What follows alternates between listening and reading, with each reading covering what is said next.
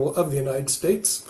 I'm Nick Pallavita. I will be your host for today's presentation. And of course, we're going to be looking at some of the interesting things that are taking place in economics.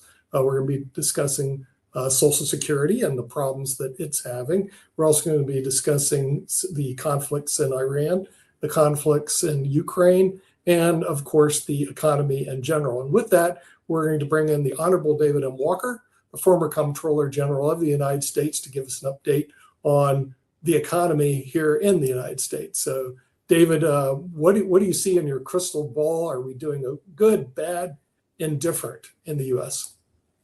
Well, the answer is it's mixed. If you look at what the key economic statistics were, with regard to economic growth, with regard to unemployment, with regard to real wage growth, with regard to labor force participation, I could go on. Up until the March timeframe, Trump was ahead of where things were when he took office in January of 2025, but now he's behind on where things were in January 2025 when he took office. And that's due to a number of reasons, but the primary reason is the conflict in the Middle East. That's had a destabilizing effect. It's obviously had an impact with regard to energy related prices. They went up significantly. They've come down somewhat, but now it looks like the memorandum of understanding is no longer in effect. That we've gone back to kinetic conflict. And it's uncertain as to when this is going to end. My personal view is that the time has come for the United States to destroy all the energy facilities on Karg Island, which is the result, which is 80 to 90% of Iran's revenue. That'll get their attention and should end up bringing them to their knees. But you need to do something more significant than what's been done so far. And we'll see what ends up happening. With regard to Ukraine,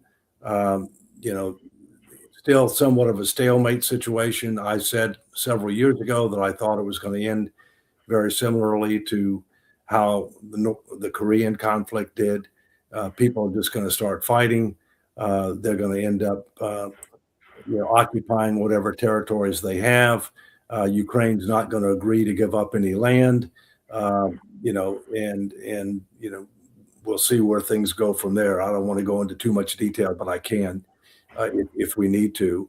Obviously things are a concern here. We just lost one of our most significant senators who died suddenly, Lindsey Graham from South Carolina, who was chairman of the Senate Budget Committee, but he was also very active with regard to foreign relations and national security issues. He just came back from the NATO summit in Turkey, as well as a trip to Ukraine. He was a staunch supporter of Israel, staunch supporter of Ukraine, staunch opponent of Russia and Iran. He appears to have died from a heart attack or heart-related sudden ailment. There's all kinds of conspiracy theorists that are talking online because evidently during the funeral of the former Ayatollah in Iran, there were threats against his life in addition to the president's life.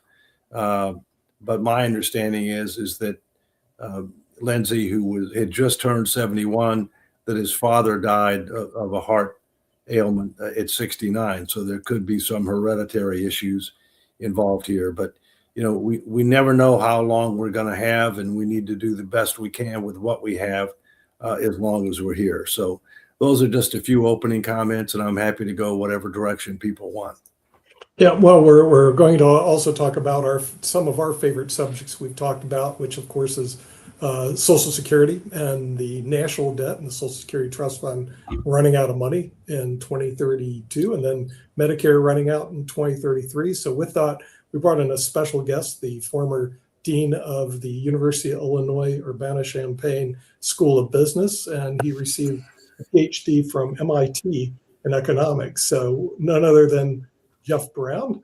And Jeff, I guess you probably listened to our diatribe many times on this channel talking about the national debt, which is getting closer to $40 trillion. But not only that, it's like we're going to get hit with a triple whammy in the next decade with Social Security and Medicare. So put on your PhD hat and from MIT and give us some solutions or ideas. What are we going to do, or what should we do? Well, it's not pretty, and David has been talking about this for decades as well. Look, we've got a serious fiscal problem, and people we've known about it for a very long time. So I worked at the Council of Economic Advisors and on the President's Commission to Strengthen Social Security back in 2001, 2002, and I mean the problems were already well known back then. The issue is a political one more than anything. That the changes that need to be made are not the kind of things that get people elected to office, which is like, look, I either need to raise your taxes or I need to reduce your benefits, or we need to take on more debt. And the debt is already at a level, I mean, it's now exceeds 100% of GDP. And the tricky part with that, and I'm sure David has views on this as well, is that the big risk associated with it is that could just one day we could wake up and it could trigger a debt crisis, where a crisis in confidence about our ability to manage our finances. And if that happens, the economic circumstances or the economic situation would deteriorate quickly. I'm happy to talk about potential solutions to this, but the sad part is that it just requires shared pain. I mean, either people need to pay more taxes in, get less benefits from spending on the way out, either now, if we do it quickly, or in the future, if we respond to it now by issuing more debt. Well, Nick, let me come in and provide a little context here. First, let me restate that I've got a new book coming out probably around Labor Day. And the title of the book is Saving Social Security and America, Common Sense Solutions. And it gives a history of the United States with regard to our, fiscal issue, with regard to the founding of Social Security and Medicare, and a variety of other things. But what it does that most people don't do, it actually talks about common sense solutions to be able to save Social Security, to restore fiscal sanity, and to get our debt to GDP down to a reasonable and sustainable level over the next 15 years or so. It's very solutions focused, and most of the things that are in the book have received super majority support from representative groups of American voters. The politicians are way out of touch. They're a lag indicator. They don't want to act until there's a crisis that gives them the cover to act. As has been stated, we don't want a debt crisis because that would, in my view, among other things, result in a global depression and significant domestic tranquility problems, among other things. And that's something that we should never want. But let me just give you a few numbers to put things in context. In 1979, debt held by the public was about $640 billion. Now it's approaching $40 trillion. Let me give you another number. The number back in 79 is 2% of what the current debt is. In addition to that, if you look at net interest doesn't count the interest that we pay to Social Security, Medicare, and other trust funds. It's just what we pay for debt held by the public. Today, for last fiscal year ended September 30, 2025, over 1/3 of all individual income tax revenue was consumed by interest. And within 10 years, over 50% of total individual income tax revenues will be consumed by interest. And what do we get for interest? As we say in the South, shinola, nothing, okay? We're going to have to do several things. One, we're going to have to save and secure Social Security. Frankly, that's not hard. We can reform Social Security and exceed the expectation of every generation of Americans. I can go into that if you want to, but I'll leave it at that right now. Secondly, we need to reduce, yes, I said reduce debt to GDP to a reasonable and sustainable level over the next 15 years. The biggest challenge with regard to that is going to be healthcare and taxes. There are other challenges, but the biggest ones are healthcare and taxes. And then you have to ask, well, how are we going to get that done? Well, we're going to have to get it done several ways. Number one, if you think Congress is going to reform all the things that have to be reformed in the regular order on a piecemeal basis, you're doing something that's illegal, okay? Because they can't even pass the appropriations bills every year on time, which is their only express and enumerated responsibility. So the first thing we're going to have to do is we're going to have a statutory, that means by law, bought into by the Congress and the president, not like Simpson Bowles, not like the Greenspan Commission. That was not statutory. We're going to have a statutory fiscal sustainability commission that engages the American people with the facts, the truth, the tough choices, solicits input, makes 2 packages of recommendations for a vote, a guaranteed vote in Congress. The first package, to assure the safety and security and sustainability of Social Security, standing alone. The second package, to get debt to GDP down to a reasonable and sustainable level, e.g. 90% by 2040. Why 2 packages? Number one, because AARP opposes considering Social Security as part of the broader challenge.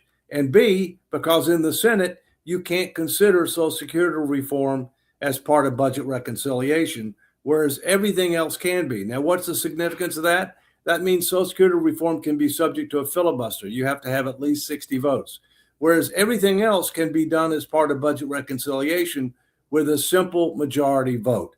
And that's what you're going to need to do. Last thing, we've got to have a constitutional amendment. The only thing that will bind current and future Congresses to make the tough choices and to sustain fiscal sanity over time is a constitutional requirement.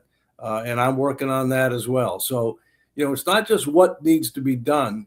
It's how do we get it done that matters. And the ultimate key is the first 3 words of the Constitution: we the people. The people are ahead of the politicians. We're responsible and accountable for what does or does not happen. So let me jump in here and say, you're right that, you talk about it as common sense reforms. What I'll say is we both know, what the options are, right? The difficult part here is not how do we piece together things that would reduce the size of the deficits. It really is the political will to get it done. And, it was reported, it's well known that the folks that are elected to the Senate this fall are going to be the first elected officials in Washington who are going to be in their seats when the trust fund is projected to be exhausted in 2032. The president that is elected in 2028 is going to be the first time that a president is going to be in office by the time the Social Security trust funds are projected to become insolvent. So my prediction is, unfortunately, we probably won't get any real action until after the 2030 midterm elections, at which point we'll be 2 years away. And unfortunately, I'd love David's thoughts on this. My concern is, there's a long tradition of protecting the folks that are already in retirement and near retirement. Often that's defined as not cutting benefits for those 55 and over. And I completely get that, right? It's kind of unfair to tell people they should plan on this program and then pull it out from under them, which is what will happen if we don't act, by the way. But what this means is if we want to have the time to make any kind of meaningful transition, like if you look at the 83 Greenspan where they raised the retirement age, but they started it off into the future and they did it over a couple of decades. That means we're going to have, I think, very little choice but to rely on some general revenue infusions into Social Security for at least a period of time.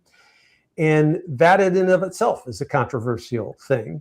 But I just can't imagine that we're going to raise taxes by, the level that they would need to be raised all in one fell swoop to eliminate the several $100 billion a year annual deficit that's going to be resulting as soon as those trust funds run dry. So while I agree with David, it would be nice to have a constitutional amendment. It would be nice to have a commission that forces a vote in Congress. My concern is that these are sufficiently politically difficult to get done that it's going to be 4 more years before attention really turns to it in a meaningful way. And we're going to have a very short on-ramp on which to deal with it. Well, let me tell you what I'm trying to accomplish, okay? First, Social Security Trust Fund is projected to run out the end of 2032. Correct. If that happens, then by law, since I was a trustee of Social Security I Medicare, understand. There's an automatic 22% benefit cut. 22 to 28, depending upon who you go by. 22 for the trustees, Yep. 28 by the CBO. You could theoretically delay it about a year and a half if you ended up letting the OASI Trust Fund, which is Combine the DI. Yeah. yeah, right. If you borrow money from the DI Trust Fund, that would delay it. And they've done that before, so they could try to do it again. And that would end up giving you about another year and a half, and it would reduce cut at that time to 17%. But those aren't acceptable. That's not going to happen. My personal view is,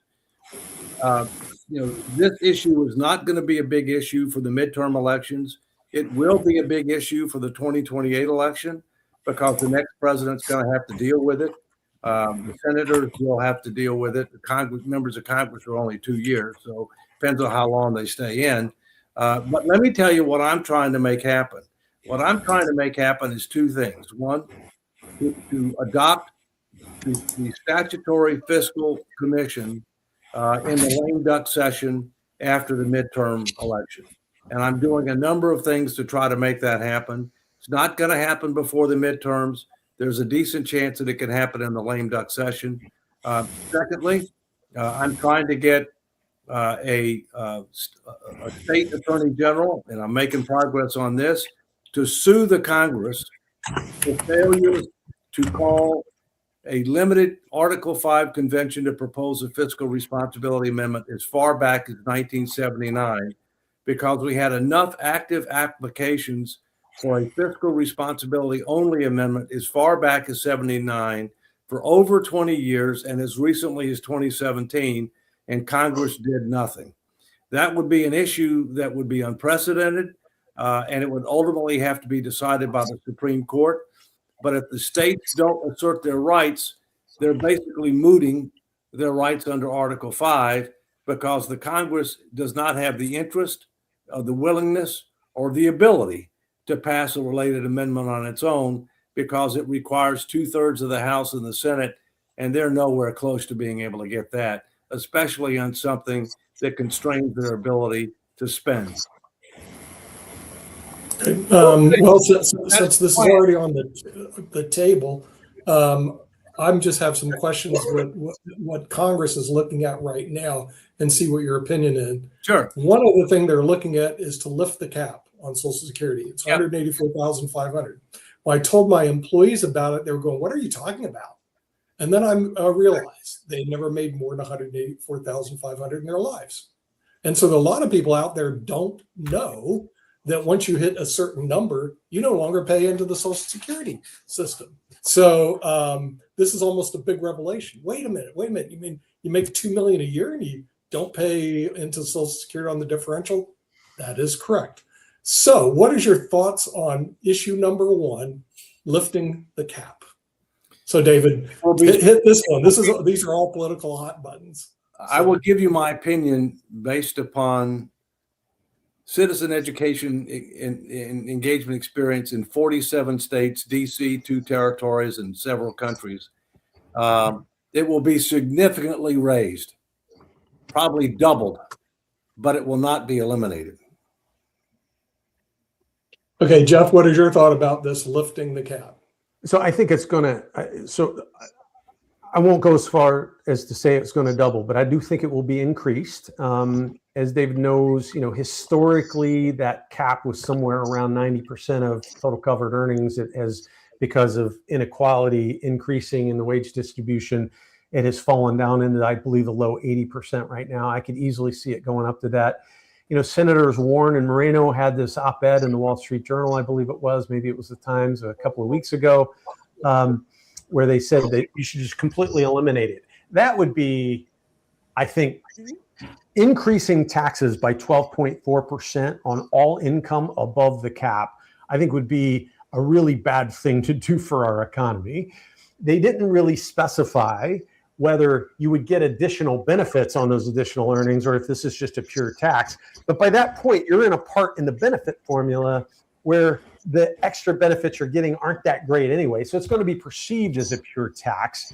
I don't think that's what we need right now. But I do think the cap is going to be part of a negotiated solution or a compromise. So I do expect it to increase. I think the big question is there going to be some kind of a smaller surtax levied above whatever that new cap is? I don't think that's a crazy idea. I mean, that's kind of what we do with Medicare today, right? And I think as long as that surtax was kept at a relatively reasonable level, it is one way to get revenue into the system. I will tell you that I want to make one other point on this, and I know I'm probably going on too long, but labor earnings as a share of national income are falling. And they're projected to potentially fall even more because of AI and other productivity increasing automation and so forth. One of the questions I think we as a country have to grapple with is, do we want this program to be solely financed just through labor earnings if it's going to be a smaller share of the economy going forward? And I think that's one of the reasons that we at least need to have a conversation about the underlying financial mechanism. Yeah, I think it's going to be part of it. Okay, issue number 2 that's in front of them. By the way, Congress is looking at these right now as we speak. Increase the retirement age. Right now, what is the normal retirement age? 67. 67. And the thing is, what are your thoughts about that? Because there's some demographic problems as the America ages. We're getting older people. And Rick Rosner, who's joined us from the Mega Society, and knows that we have a potential that people even live longer. And if they do live longer, it's going to create more of a strain on Social Security. So what is your thoughts about increasing the retirement age, which is right now 67? Let me jump in on this one first, if you don't mind, and just say this full retirement age is the most misunderstood label in the economy. There's nothing normal or full about age 67. It is an arbitrary age at which the benefits are set. Very few people actually retire at that age. What really matters is you can retire anywhere from age 62 to age 70, and there's actuarial adjustments that you get more income if you delay. The normal retirement age, when you adjust it under the current way the benefits are calculated, it's basically just a particular form of cutting benefits, right? So why don't we just call it what it is? I do think there is some logic to recognizing that as people are living longer, we can't just afford to pay more retirees living longer the same income that we would otherwise. So I think that's an important part of the conversation. But raising the normal retirement age is just one particular mechanical way to reduce benefits for future cohorts. And I think that broader idea needs to be on the table. David, what are your thoughts about increasing NRA? I believe that the ultimate package will increase the normal retirement age 2 years, 1 month a year over the next 24 years. It will retain the early retirement of 62. And the real debate will be, what, if anything, do you do with people that are in very labor intensive industries? Okay. I mean, what, if anything, do you do for them?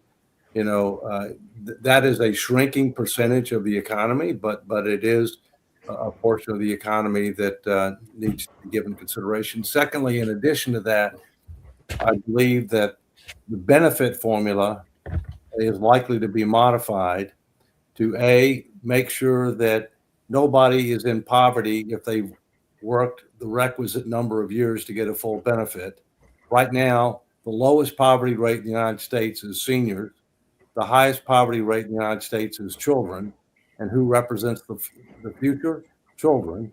But I think that there'll be an effort to be able to further reduce the poverty rate for seniors and to change the benefit formula such that the benefits, the replacement ratio that upper middle income and upper income people goes down, and that there is a cap on how much benefits you can get as an individual or as a couple out of Social Security.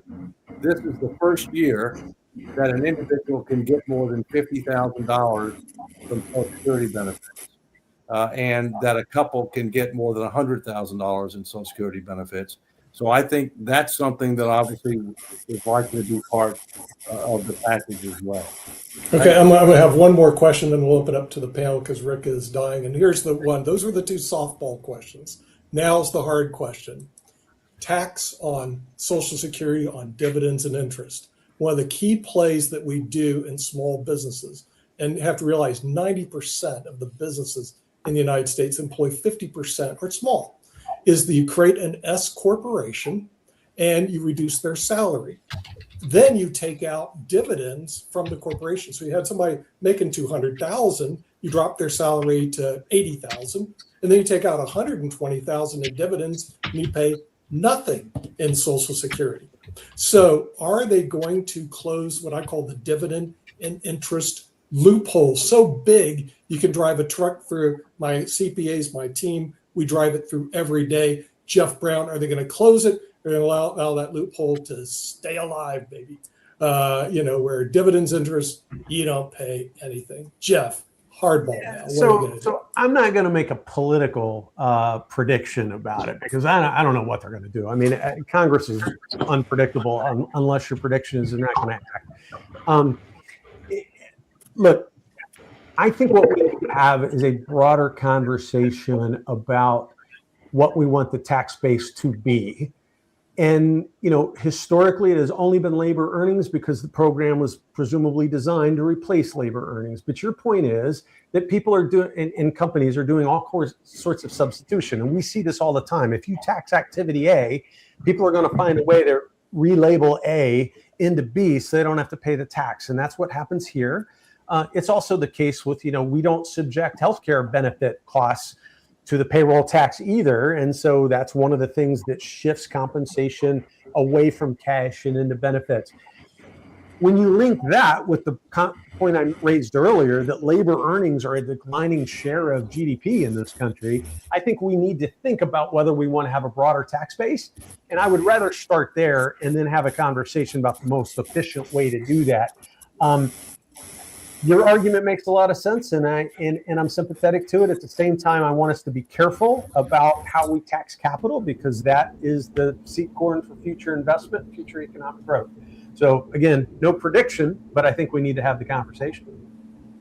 Okay, we'll open up to the panel, and Mark Lee is going to take over as the panel director here. So, Rick, you're up. All right, so we potentially have a longevity catastrophe happening in the next 20 years when AI-driven advances in medicine raise U.S. life expectancy by, another 5 years. And even right now, medicine is increasing life expectancy by about half a year per year. And so what happens when the average life expectancy in the U.S. goes from 80-something to, the mid to high 80s, especially given the fertility crisis that we're not making enough young people to replace the current population. I'm happy to weigh in if nobody else wants to. Yeah. But So look, first of all, Social Security trustees and the CBO, they do make assumptions about mortality improvement or longevity increases. So it's not that they're assuming that current life expectancy is fixed. The debate is over how much we think that's going to change. And there are longevity experts on both sides of this debate. I have a colleague at the University of Illinois in Chicago, Jay Olshansky, who actually thinks that we're not going to continue to see the kind of longevity increases that we've seen historically. And of course, there's other people that are looking at GLP-1 medications and so forth and saying, no, we're going to get the kind of scenario you're talking about. What was that? Sorry, I thought somebody was trying to jump in. So it's not that we're not assuming it, but let's take your worst case scenario. Well, it's a good case for those of us living longer, but worst case from a fiscal standpoint, that life expectancy really jumps. This is one of the reasons that as part of reform, I want to see us create a more robust system. There are countries that put in what you might call an automatic stabilizer. Maybe they index benefits to the ratio of workers to retirees, or they index benefits in some way to life expectancy, so that every time there's some kind of an unexpected demographic or economic shock that we weren't expecting, we don't suddenly throw all these programs into imbalance and have to wait for an inactive Congress to get around to doing something. There are ways to bake that into the program structure from the beginning, and I'd love to see us do more of that. Yeah, I think one of the things that will be on the table will be to index the normal retirement age to increases in life expectancy. I think that's one of the things that will be on the table. And it'd be a good one. This is Steve. Wow, I gotta leave in a few minutes, but it's always great to see you, David. Hope we can catch up soon. I guess Jeff picked up on this. I mean, there's so much we can cover, but don't you think with, I think Jeff picked up on the fact that, less and less people may be working because of the aggressive acceleration of AI. And so even if our life expectancy is going up, if there's less jobs available for people that are below 60, I'm seeing already here in North Carolina, many people within their early mid 50s, 60s, losing jobs that were typically there for, they thought their retirement was.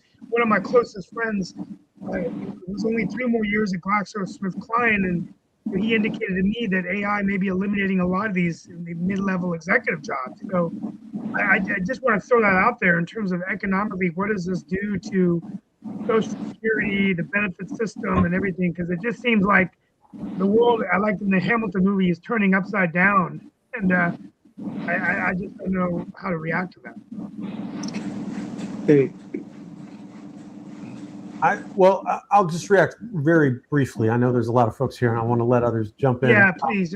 First of all, I'll just say this. I've spent a lot of time over the last year in particular talking to some of the scholars that are really thinking about AI. And honest, when you get right down to it, none of us know how this is going to unfold, right? Are we going to experience major job disruption? Yes. That doesn't mean necessarily that unemployment's going to skyrocket, but I do think it's going to lead to, for individuals, periods where there's greater risk of being left out of the job market. There might be new jobs being created, but that can be generational. For a given individual who's in their 50s and gets laid off, they might not have good choices available. So I think this gets back to a point David made that's a really good one, that when we think about restructuring the Social Security benefit, I think there's a lot of appetite for having a minimum benefit for people to at least keep them out of poverty. If you go back to the origins of Social Security, there were 2 pieces to it that have always been a little bit mixed. One of those pieces is it's a labor earnings replacement program that you can retire on. The other is it is an anti-elderly poverty program. And I think if we believe that people's job market attachment is going to be more tenuous going forward than it's been in the past, that anti-poverty piece of the program may actually be more important. And I think that needs to be part of the policy conversation. Hey, Jeff and David, isn't there a flip side to that conversation as well? Because as David knows, you don't know this as much, Jeff. I work for a lot of institutions, Cultural Arts Center, but I also work for a testing company. And I know that the testing company is one of the leading testing companies in the country and everything. We have a lot of people that are working well into their 80s and 90s because they don't necessarily want to retire in the sense of like not being active. So the requirement is you have a college degree. So there are a number of people that are definitely in their 80s and 90s that are still in that college space that don't want to necessarily not be active. So I think that's what you're even seeing in the fast food industry, because you're even seeing some of the fast food industries actively recruiting elderly folks to come in. Now, then the question becomes, how much work can you do? Because I know even with the companies that I work with, there are hourly limits that they have to think about. Otherwise, they might jeopardize their Social Security and all along those lines. But a lot of people are very much wanting to stay engaged in the working community. Well, let me jump in. I mean, first, our economy has changed dramatically. We went from the agricultural age, the industrial age, to the knowledge age. AI is going to have a profound effect as well, including on the employment market. But it's going to be positive and negative. There's no question about that. It's going to be a tremendous productivity enhancer.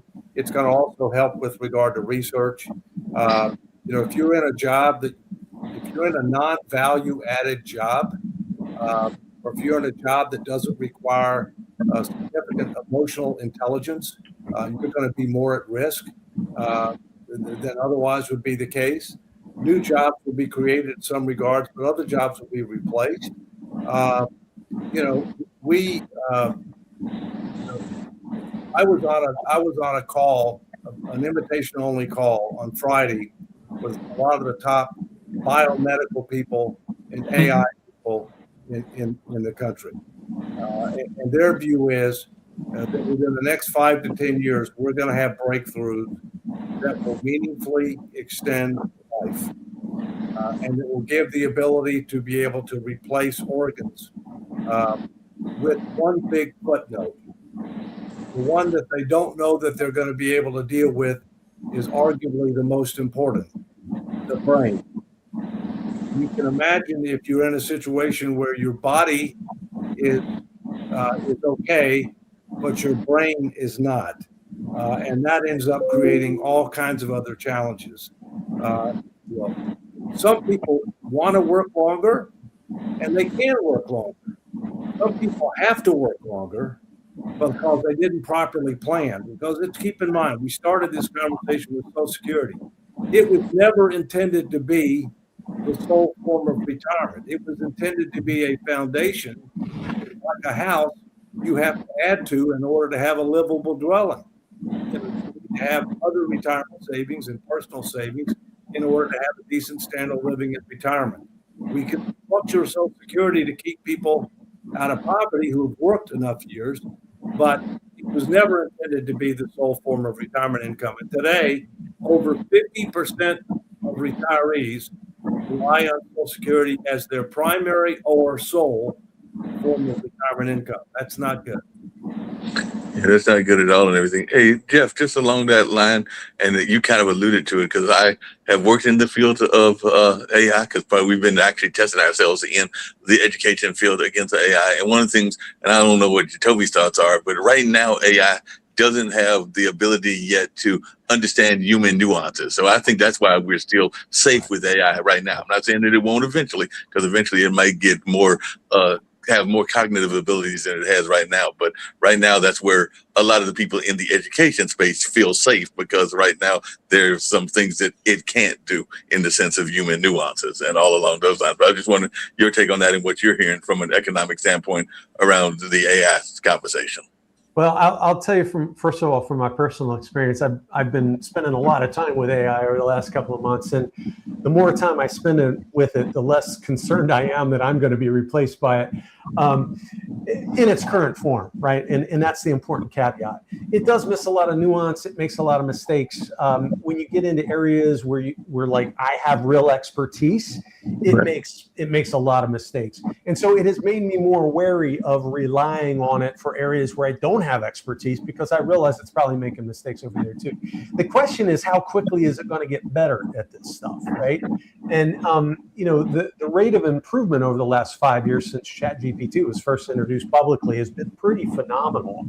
And there are some folks who say that I don't know that rate of improvement is going to continue, but if it did, then maybe in a few years we're going to have a very different conversation. But I think the way I think about it, and I would say my thinking has probably been influenced by David Autor at MIT more than anybody else. David's point, and that of many other economists, is that jobs are basically collections of tasks, right? And some of those tasks are going to get automated away. Others of them, humans are still going to have a comparative advantage. And so what's going to happen is jobs are going to be different combinations of tasks than they are today, right? And for some people who are already in jobs where human judgment and wisdom and emotional capabilities and so forth are prominent, they're not going to see they might actually, their productivity might get a substantial boost, because AI is going to be able to automate a lot of the boring stuff and allow them to focus on what they're uniquely good at. But there are other folks, who are going to, their jobs as they stand today are going to be automated away, because so many of the tasks that make up their job are things that AI can do well. And so that's what I mean by the generational shift. We've seen this happen before, right? With computers, with industrialization and so forth. The difference is this is happening at a much faster pace. And so, over time, there might actually be more jobs created, but the problem is the person who gets displaced might not be the person who gets trained up to thrive in the new economy. And that's why I think this anti-poverty role is going to take on more importance, because there are going to be some folks that are left behind. Now, their children might thrive in the new economy, but if you're 60 years old and you lose your job because your job was basically data entry or something that's easily replaceable, that's going to be a tough transition for you. So what about the crappy side hustle economy? AI chews up working for jobs for big corporations and replaces them with crappy side hustles. Uber driver, 10% of young American women are selling themselves on OnlyFans, which is a super crappy, ridiculous. So that seems like a third world economy.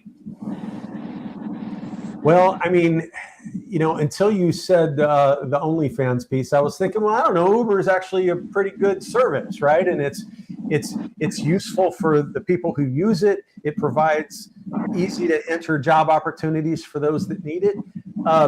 So I do think some of those kind of things are going to rise up. People talk about it as the gig economy. Obviously, I'd rather not see people doing their thing in a way that might have other negative social repercussions to it. The issue with that, though, is they don't really have an employer in the same sense. And the problem is in the U.S. is ever since the post-World War II period, we have made the employer pretty central as a way for people to get retirement benefits, healthcare benefits, those kinds of things. And to the extent that we sever that link with the employer, we're going to put a greater burden on people to have to save more for themselves, to have to figure out their health insurance coverage. And those are not easy things for individuals to navigate. So I think we could have some significant disruption on that front. By the way, I think that one of the things that's likely to be part of the next Social Security reform effort is that for individuals that do not have access to an employer-provided retirement plan, automatic supplemental individual savings account on top, patterned after the federal savings plan. I use the word automatic rather than mandatory because words matter, but it would be mandatory because our savings rate is way too low. And as Jeff said, left to their own devices, people won't necessarily do the right thing. Yeah, and we've seen success with these state level plans, places like Oregon, even Illinois, others that have introduced them. I would rather see us do that on a national level rather than having this patchwork of state level plans where basically it allows small employers to do payroll deduction, put the money into an account. And I do think we need something like that.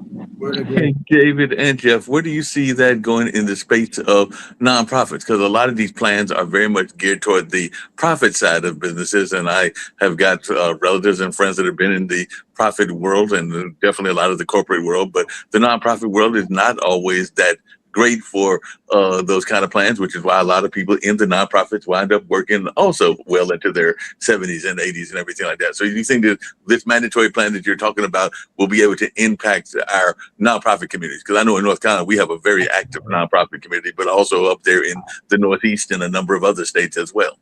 I think whether it's the thrift savings plan or something like these state plans, I think it should be agnostic as to which sector you're working in. So yes, I think it would be designed to be as helpful to the not-for-profit sector as it is for the for-profit sector, as well as, the gig economy that we were just talking about. Is there a chance? Now, one of the great things of working for a corporation in the 80s was matching contributions. My wife had a series of jobs where if you put away 6% of your paycheck for retirement, your employer might match it at 0.5% per or even 1-to-1. Is there any chance in the future in the gig economy that the government could step forward with incentives to put away to save part of your paycheck?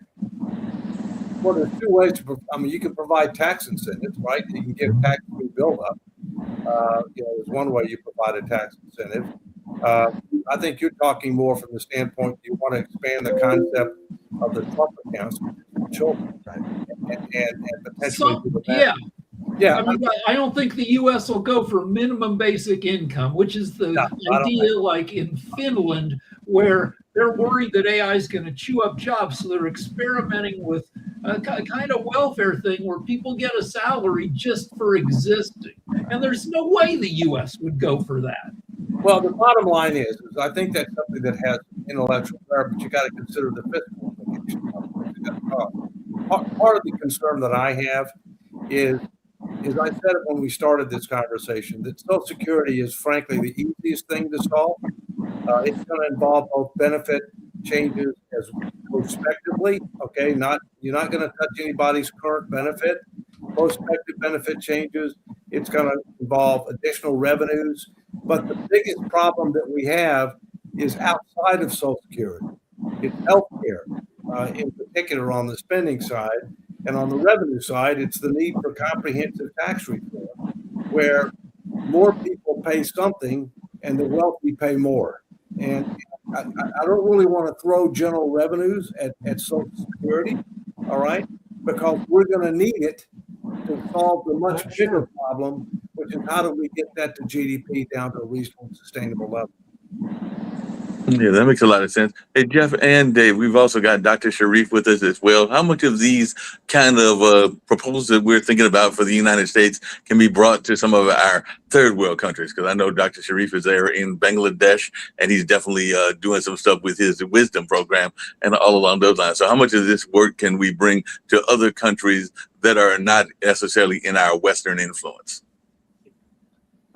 Actually, even thank you for your question. If you discuss about Bangladesh, Bangladesh has, like USA has huge influence in our culture, in our economy, in our activities, and so on. Even because of the tariffs, we have to follow a lot of issues and other things. Even our government has to go for an agreement with USA that we have to buy around $22 billion product from USA next 5 years. So you cannot say that USA do not have influence or this Western economy does not have any influence. Even recently, I get a call from a few of my colleagues. They call me that this corporation has 10,000 employees, and the chairman of this corporation decide he want to reduce 10,000 employees from his company because they want to integrate AI in the system. Bangladesh is very good for garments industries and so on. Still, Bangladesh like supplying their apparels and garments industries products in USA. They are in second position. But my question is about that. According to the MIT research, I find that over-relying on AI leads to cognitive depth. Brain scan revealed that using AI to tasks like writing essay, reducing neural engagement by up to 55%. Furthermore, a separate MIT study showed that after heavily using AI to spot fake news, user unassisted critical thinking skill declined by 15%. That is my concern. This is the concern. I think, Jeff, you are from MIT and you finish your economics. I'm also an economist. So my major concern that definitely I want to welcome AI. Definitely, I want to welcome this data and all of the component. I'm not against it. I'm training my peoples how they can improve their technical skills or AI skills through this process. But my question is that how it actually creating impact in the human civilizations, in the industry, in the academia, and so on. The more we use AI, according to MIT research, we may lose our intellectual abilities, right? And we are observing in the new generations. So that's why my institution, we do focus on wisdom. South Asia is full of spiritualities and others. And in this podcast, all of the people, you have your wisdom, right? Wisdom is something which is very, very important component for the ethical practice. Now we have a lack of ethical practice in politics, in financial institution, in corporation, academia, and everywhere. So Jeff and Honorable David Walker, I know that USA has huge impact. USA is a very big country. USA has all of the brilliant people and talented people. Is it too much how you welcoming AI? Is it relevant that for the human civilization and global peace, do you think that the next generation we will produce, they do not have enough intellectual abilities, the more we're using AI and all of the things? Jeff, I saw you wanted to jump in. Go ahead. Well, look, you've asked the $64 trillion question here as to what the long-term effect is going to be. And truth is, no one knows, right? I mean, I was trying to think of an analogy, and I don't know that it's necessarily a good one, but we got a whole lot better at transportation when we developed bicycles and cars and that sort of thing. It made most of us a whole lot less fit than we used to be because we no longer have to walk, right? And so the study that you're referring to is kind of making that analogy, which is, look, if we're just outsourcing our thinking to AI, then yes, that's going to have an impact on our ability to engage in critical thinking. Having said that, if we can teach people to use it appropriately, I have actually found it to be an aid to my thinking, because when I use AI, I'm not asking, like, go write this thing for me. Rather, I'm having a debate or a discussion with it, and I'm probing, and it's asking me stuff, and I'm asking it, and I'm challenging it when I think it gets something wrong. And so I think that has actually made me more productive and maintained, if not actually improved, some of my thinking skills. But the problem is, like, I think I was fortunate that I was 30 years into my career when this technology came out. So I had already developed those critical thinking skills and expertise. What I worry about is the 22-year-old in college who's using AI to write their essays, who's using AI to take their exams for them, and is using it as a substitute rather than a complement for their own mental capabilities. That's concerning to me. But I don't know what we do about it, other than acknowledge it and figure out, okay, how do we design testing and education systems and assessment tools that actually force people to actually learn and use it in a productive rather than a counterproductive way. I do a little work, and I know of people who are working in that field, trying to measure IQ and stuff. And statistically, we're getting dumber. The second half of the 20th century, the average IQ of the entire world went up as the whole world became connected to technology and to each other. Then 2007, 2008, smartphone comes in. Now we have almost one smartphone per person, and 21st century average IQ is going down. We're becoming pack animals. It's when wolves were domesticated into dogs.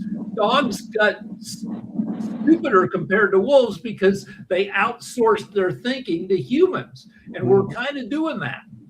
Well, I agree a lot with what's been said so far. I mean, personally, I use AI extensively for research, and productivity is just unbelievable. Turnaround that you can get with AI is fantastic. At the same point in time, you also need to understand that AI is not always right, and that you have to have enough knowledge about the subject matter to know when it doesn't seem right, and therefore you've got to double check it, if you will. I never use AI for writing things. I mean, to me, and I don't want to deal with anybody who uses AI for writing things. I'm working on a project right now that I've got to get off the phone as soon as I'm done with this. A big project about federalism and how do we end up, revitalizing federalism in the United States. And when one of the participants was talking about using AI for writing, I said, I'm out of here. I'm not using AI for writing. So research, it's great, but here's what I'm concerned about, which has been touched on. A lot of young people are using it in ways that are detrimental. They're using it for research and writing. They don't have enough knowledge to know what's right and what's wrong. And it could undercut their ability with regard to critical thinking. And critical thinking is one of the big differentiators, between machine and human learning. And as I said, emotional intelligence is another big differentiator that you're not going to get from a machine, but you can get from a human. We're ready just to to- film it. So- I'll let you guys continue. I've got another Zoom We're call. going to wrap up in about another 4 minutes. but I do want to hear from you, One Toby. way to fill the gap between humans who might have declining skills and AI is just to stuff the gap with more AI. If the humans can't figure out what's real and what's not, then you need more AI to tell you what's real and what's. We're in a tricky situation. Oh, I agree with you. I mean, look, when Disney came out with that movie Wall-E, however many years ago it's been, it seemed kind of funny at the time, but it was actually quite prescient, right? I mean, the extreme version of what you're talking about is just a bunch of fat people sitting on lawn chairs drinking their sodas while AI does everything for them. And that's clearly not a world that most of us, I think, want to live in. And so we do have to figure this out. And the one good news on this, look, I'm at a university. I know our university and most of the universities that I am familiar with are spending a lot of time running studies like the MIT one, thinking about what this means for pedagogy, thinking about what this means for how we educate and train our students. We don't have answers yet, or at least we don't have anywhere near all the answers. But I think people are aware of the problem. And my hope, I still have enormous confidence in human ingenuity and problem solving. And I think that we will find ways to manage this and deal with it. We just haven't found them yet. So, Toby, you had a thought? Even though we know the problem, I think of us as an alcoholic when it comes to AI. That would be an analogy right now. We know the problem, but we're so drunk on the fun. So until we truly go to the meetings and actually really create solutions, we're still going to be driving the car while inebriated. And that's where we are right now. But when everybody's drunk, it's not individual failure. Everybody in America, I remember in the 80s, everybody was skinny. And now everybody, 3/4 of Americans are fat. It's not Americans' fault. It's because food got cheap and super delicious. And same with phones. It's when I look around, I see at a restaurant, and I see entire families, each on their phone. At the gym, nobody's exercising, they're all on their phone. That's not an individual failure. It's how delicious the content Great is. analogy. Yeah, good analogy and Great everything like that. So, get ready to wrap up, and all along those lines, I got to moderate the second half along since I know Nick had an appointment and everything. Jeff, it was great meeting you and everything like that. I definitely am a big fan of MIT and some of those universities that you're associated with, not living that far from Duke and all along those lines. But definitely glad to see you here, and hopefully we'll see you on some future shows as well. But definitely glad to get your insights and all along those lines. We're going to get It's on been out of fun. here. I know we've got the timeshare show coming up at 1 o'clock, and I think we've got a David Stearns pre-recorded show coming up at 12. So we will have the timeshare at 1 o'clock and a number of other shows during the course of the day here on Pod TV. But right now, let's get on out of here, and I'll see you fine folks on tomorrow morning at World Edition. So catch y'all then.